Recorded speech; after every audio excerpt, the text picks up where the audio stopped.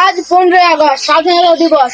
অনেক দুঃখ, কষ্ট, যন্ত্রণা এবং অনেক বীরকে শহীদ করে আমরা এই দিনটি পেয়েছি, যাকে বলে স্বাধীনতা দিবস। আপনারা সবাই সোজা হয়ে দাঁড়ান।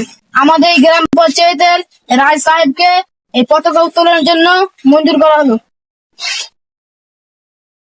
পতাকা উত্তোলনের আগে আমি কিছু বলতে চাই, মাইকটি আমাকে দেন। আজ 15 আগস্ট স্বাধীনতা দিবস।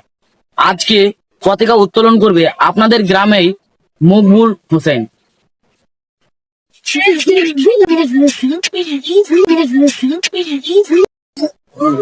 আপনারা সবাই চুপ করে।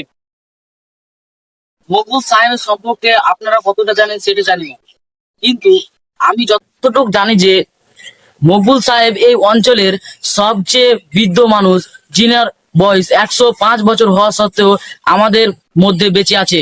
তাতে আমাদের গর্বিত করা উচিত। যিনি স্বাধীনতা সংগ্রামের লড়াইয়ের জন্য তার পরিবারকে হারিয়েছে, কিন্তু তবুও তিনি আজ আমাদের মাঝে বেঁচে আছে। তার জন্য আমি মকবুল সাহেবকে অনুরোধ করব যে তিনি আমাদের সামনে এসে পতাকাটা উত্তোলন করুন। মকবুল সাহেব, আপনি দয়া করে এখানে আসবেন।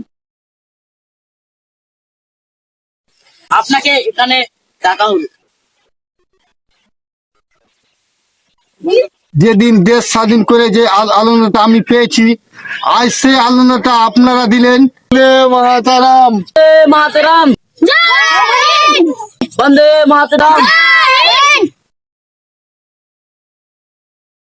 মাতরম।